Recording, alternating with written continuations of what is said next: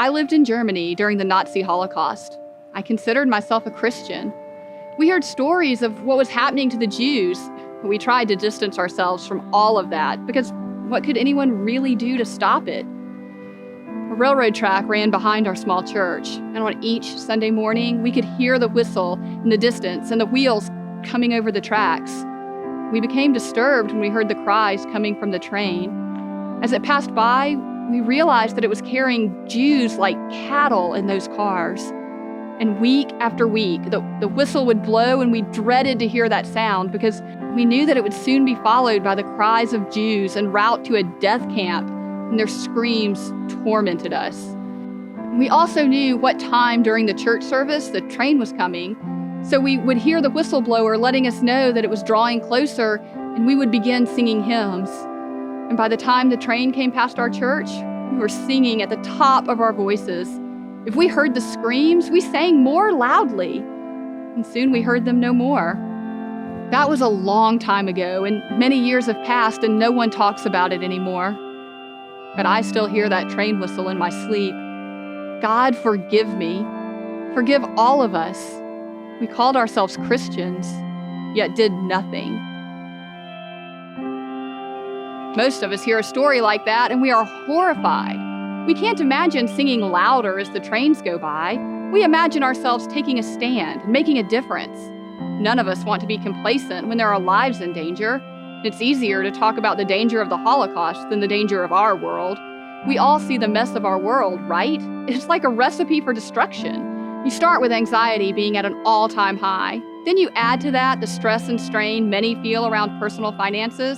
Fold into that a large portion of political division. Knead it well with inciting news headlines and constant provoking posts on social media.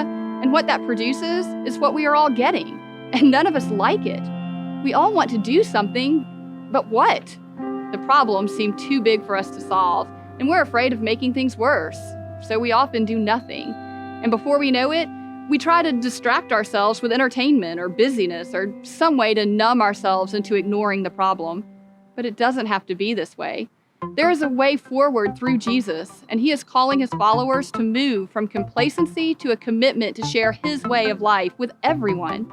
And that's what we want to talk about in this video. Because here at Community Christian Anywhere, we believe no matter who you are, what you even believe about God, you can have a life full of joy and meaning and rest. Because no matter what you think about God, I believe he can't stop thinking about you. He is for you and only has good things in mind for you.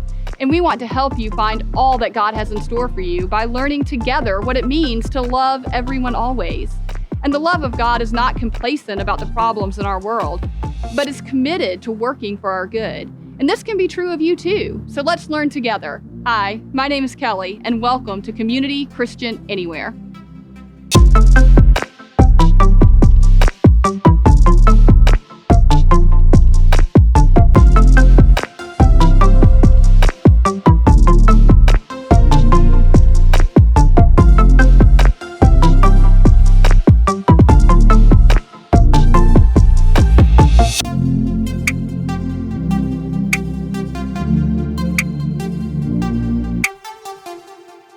Now, many people think the opposite of complacency is aggressive hostility.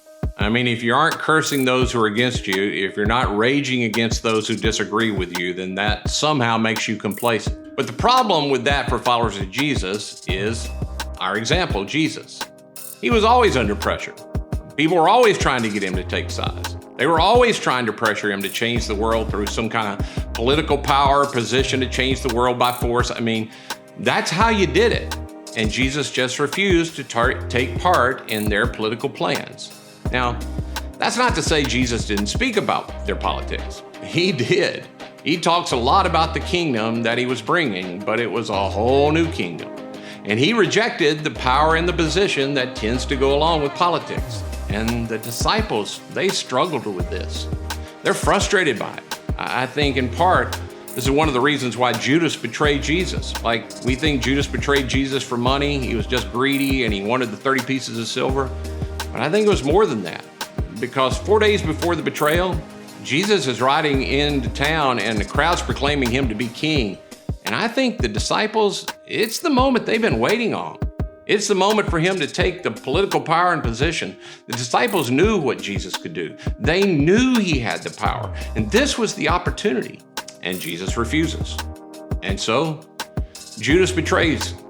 He leads hundreds of soldiers into the garden where Jesus is praying. I think a part of what Judas might have been trying to do was trying to force Jesus into a position to show what kind of power he had.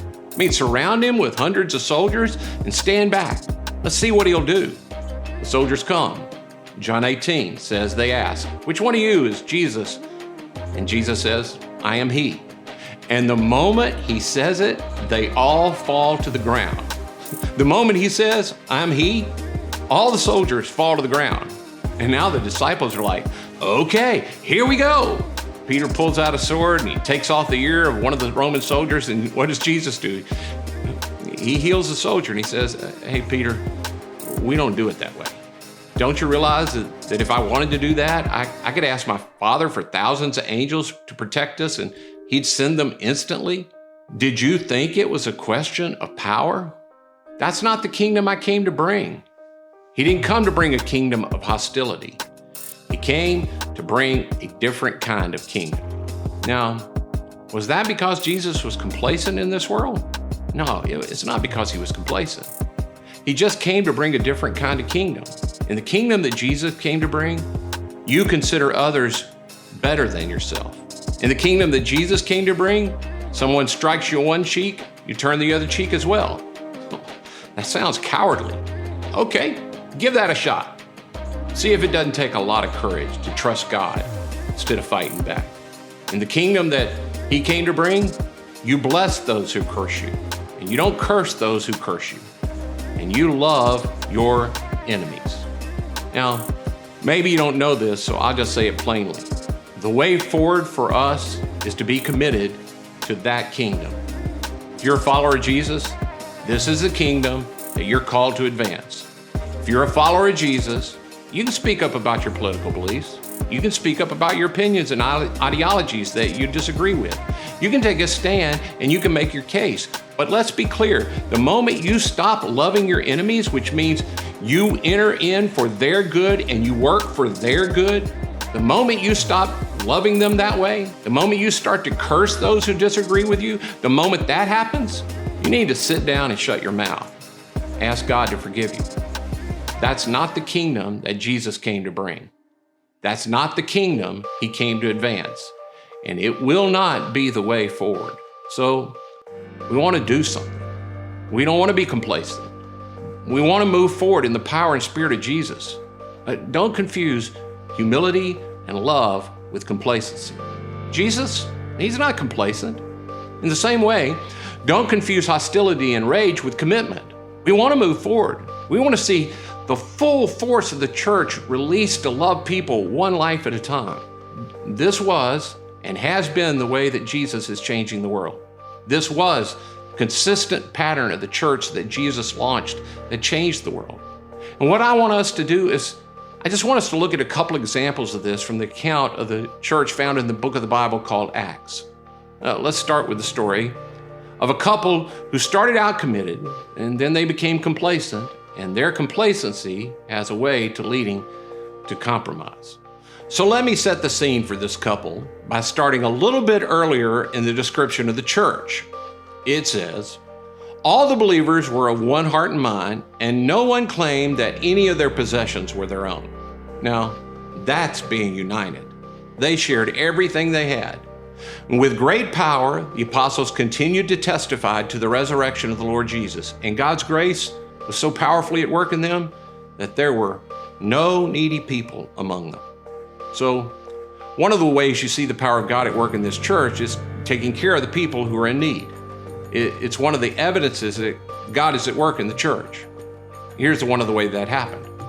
For from time to time, those who owned land or houses sold them. They brought the money of the sales and they put them at the apostles' feet, and it was distributed to anyone who had need. So I just want to point out a couple of things. First, the early church demonstrated their commitment through sacrificial generosity. See, commitment is demonstrated by what we sacrifice for. Sacrifice is giving up something you love for something or someone you love more. You show me who or what you sacrifice for, and I'll show you who or what you're committed to. Jesus is the one who made this connection for us. He talked a whole bunch about money because money tells the story of your commitment. Jesus said in Matthew chapter 6, verse 21, "For wherever your riches are, that's where your heart will be also."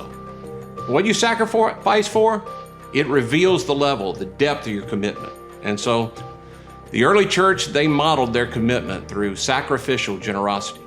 The second thing I want to draw your attention to is that they help people in need by giving through the church. We tend to talk about giving to the church, but we really need to see here is that they gave through the church. And the reason I want to point that out to you is because if you study church history, it's one of the factors of why the early church had such a huge impact in the world. It's because believers came together and they gave generously to help people in need, but they did it through the church, and in doing it through the church, it pointed people to Jesus and connected people to the family of God. Now, I'll tell you, if I'm really honest, that's not necessarily how I like to do it. It feels really way better to me personally. If I'm going to be generous, I want to give it personally. And nothing wrong with that. That's certainly good. That isn't to say there's not a good thing that can come out of that, but there are some warnings around it, like warnings about pride and control and those things, but it's not a bad thing to do. Well, here's what we know from the history of the church that changed the world. The early church had such a great impact upon their culture because the believers were giving sacrificially, and then the church was able to give to people who were in need. And one of the things that happened was that the people were drawn to Jesus and his movement instead of thinking, man, what a great person I met today. And it's not just in history.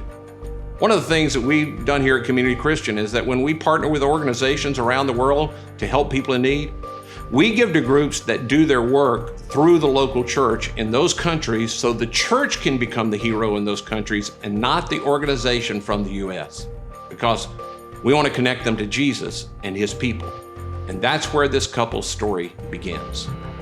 They're part of this extraordinarily generous church where people are selling possessions and bringing the money to the church, and then the church distributes so that there's no need among them. It's not that the people back in this group didn't care about their lands and their homes. They cared about them. They just cared about the mission that they were on with Jesus more. There was a certain man named Ananias who with his wife Sapphira sold some property. He brought part of the money to the apostles, but he claimed it was the full amount. With his wife's consent, he kept the rest. So notice the problem. Ananias and Sapphira sell some property and only give part of the money. But the problem isn't that they didn't give all the money. It's that they said they were giving all the money and then they only gave part of it. The issue was an issue of full commitment. What they were doing was different than what they were saying they were doing. So Peter confronts the husband about it. And Peter says, "How can you do this thing? You're not lying to us, but you're lying to God. It's not just us, it's that you're lying to God. It's not us you're withholding from, it's God." When he, Ananias, heard this, he fell down and died. Wait, what? Why? Like he gave some of the money. It's not about that. It's about the commitment he made, and it's about the community he was a part of. God takes those things seriously. What he is doing is undermining the whole community that was so united. About 3 hours later, his wife came in, not knowing what had happened. Peter asked her, "Tell me, is this the price you and Ananias got for the land?" "Yes," she said, "this is the price." Peter said to her, "How could you conspire to test the Spirit of the Lord? Listen, the feet of the men who buried your husband are at the door, and they will carry you out also." And at that moment, she fell down at his feet and died. Well, that seems extreme, but I'll bet everyone was really honest for a little while. Now, if you've never heard that before, you have to be thinking, that's the Jesus movement? Like, I've heard that odd things happen in the Old Testament, but I wasn't expecting this out of the stories of the church. And I want to admit, this is a bizarre story. Now, if you heard that story since you were a kid, it may not feel that strange. In fact, you may have even learned a song about it if you went to vacation Bible school. I mean, imagine kids singing these words. One, two, three, four. Ananias and Sapphira got together to conspire a plot to cheat the church and get ahead. They knew God's power but did not fear it. Tried to cheat the Holy Spirit. Peter prophesied and they both dropped dead. Yeah, dark and strangely cheerful. But that's not all. Then the happy chorus goes, God loves a cheerful giver, give it all you've got. God loves a cheerful giver, give it all you've got. well, I guess so. I mean, is that all God's interested in, is getting my money? But you should see, the story is not really about money. It's that we should not underestimate how much our commitment matters to God. It really matters to Him. We often make it sound like all that really matters is, did I do more good than bad? So we don't like to talk about money, even though it might be the thing that has the biggest hold on our lives. And we don't talk about personal commitments that we make to God and don't keep. And yet, Jesus talks a lot about both.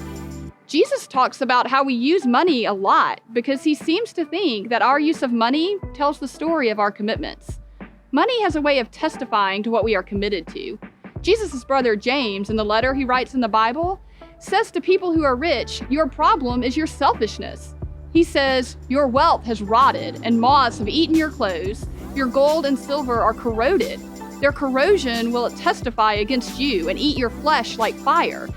We have a tendency to think that good stewardship can often be seen by the amount of money saved and the pile of possessions that we accumulate throughout our lifetime. We think that when we die, they testify to our success. But Jesus' brother says, oh, they do testify, but in our selfishness, they testify against us. Peter asks Ananias, how could you do a thing like this? And Ananias doesn't answer. But I think I understand how it happened. I think it has a lot to do with complacency.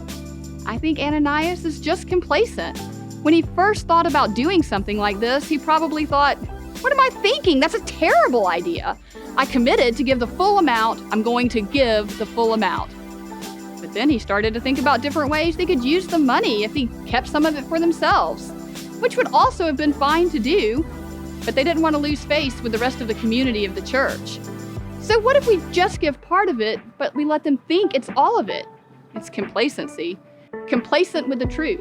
Complacent with commitments. Complacent with the community that trusts you. Complacent with what matters to God. And so I want us to talk about that because I know God is calling us as a church out of complacency. But the challenge is, how do you call complacent people out of complacency? Because if you're complacent, by definition, you don't care. You're complacent about your complacency, so you don't really care about being complacent. How do I call us out of that? So what I want to do is give you some different descriptions of complacency to help you wake up. Number one, complacency is a feeling of indifference that settles over a long period of time. It's just getting used to the way things are. At first, something bothers you, and you think, I need to do something about that. And over time, you just begin to accept it. Years ago, Becky and I lived in a house that was right next to a very active freight train line. The train came through several times a day. And when we first moved in, frankly, it's about all we could hear. We knew every time it came through. But it didn't take very long before we didn't even notice that there was a train there anymore. We only thought about the train when somebody would come and visit and stay overnight with us and say, how do y'all ever get any sleep around here with that train going through? We'd be like, you know what? We don't even notice it anymore. That's a picture of complacency. And it happens to you spiritually as well. Number two, complacency is the inner voice that convinces you that somebody else will do something about the problem. In psychology, this is called the bystander effect. It's the idea that if you're sitting in a crowd of people and you see something that needs to be done, you're aware that there are a whole bunch of people that could do it, so you just think, well, it's not that I don't care about it, but somebody else will do something about that. Somebody else who has more time, they'll serve. Someone else who has more money, they'll give. Someone else will foster that child. Someone else will help that addicted person. I mean, I do care, but I know somebody else will do something. That's complacency. Number 3, complacency is often disguised as procrastination. Hey, it's not that I'm not going to do it. I'm just not doing it right now. I do plan on making sure my kids know the importance of following Jesus, but right now we have a practice to get to. I do plan to help. I do plan to give. I do plan to love those that God has put around me so that they can find the source of love is God through me. I'm going to do that. I can just imagine Ananias saying, Sapphira, it's not so much a lie because we're going to give the full amount. We are. We're just not going to give it right now. Number 4, complacency is this unhealthy and unaware self-satisfaction with your life by looking at the lowest common denominator, if you will. By that I mean, I'll just talk about men since I've been one a long time. And specifically, I see this in husbands and dads. Husbands and dads tend to turn their job performance as a husband or dad into a competition, but they only measure themselves against people that they know they can beat. It's sort of like the Atlanta Falcons saying, hey, we know we're a mediocre professional football team, but we're way better than East Coweta High School. Okay? What I mean is we tend to measure ourselves on a curve. And because we're doing better than some people, so we have this kind of unhealthy and unaware self-satisfaction, and it leads us to never really looking at what God wants us to do in and through us. Because why would we? I mean, we're complacent. Number 5, complacency is inaction even when an impending threat calls for action. There's something that's happening and you need to do something about it. Well, you're not doing anything. You've seen it on the news when there's a wildfire and it's burning and a firefighter goes and pounds on the doors trying to get people to evacuate because they don't realize how close the fire is. And the people think that they still have time. And so they're watching. They're watching the fire in the family room on the news, and it says the fire's getting closer and it's threatening their home, but they don't leave because they're complacent. And in this season, it's one of the things we're going to be doing as a church. We're going to be going like those firefighters, pounding on doors. We're just going to try to help people wake up, recognize the urgency of what we as followers of Christ have been called to do. We're going to help people recognize the urgency in the world, the needs of the world that we live in, and we're not going to turn away from that. I heard on a podcast about an occupation in the early 20th century. It was in Great Britain. People who had this job were responsible to go by and knock on the doors of other people in the community and wake them up. This is before there were alarm clocks. So there are no alarm clocks, and so people had this job.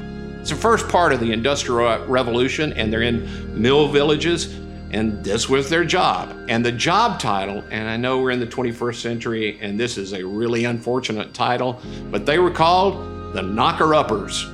I don't think you should put that on your resume today, but it was a real job in the early 20th century.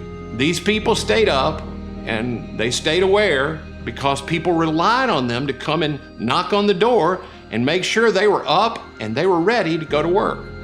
There's a sense in which the way forward for us as a church, in a world that's really changing, there's a sense in which our job will be making sure that people are awake and ready. But that's going to require that we move from complacency to being committed. I really hope some of you are hearing an alarm and it's getting your attention. Because the whistle in our culture is blowing and the train's passing by. And we're not going to just gather together and sing louder. We're going to move from being complacent to being committed. If you want to join God in His mission to make this world look more like heaven, you have to take a step out of isolation and into community. The way we say it around here is that we want your interaction with our community to be more than just content you consume, like watching this video right now, to become a community you can be committed to, because it's moving from complacency to commitment that makes all the difference. All you have to do is take a step to reach out to us by texting the words "next step" to the number on the screen, and our speaker for today would love to help you get connected with our community here. Because we want to help you find all that God has in store for you and your life and your future as you learn from Jesus how to love everyone always. So please don't hesitate to text. But no matter what you do, I hope you leave knowing that no matter what you think about God, He can't stop thinking about you.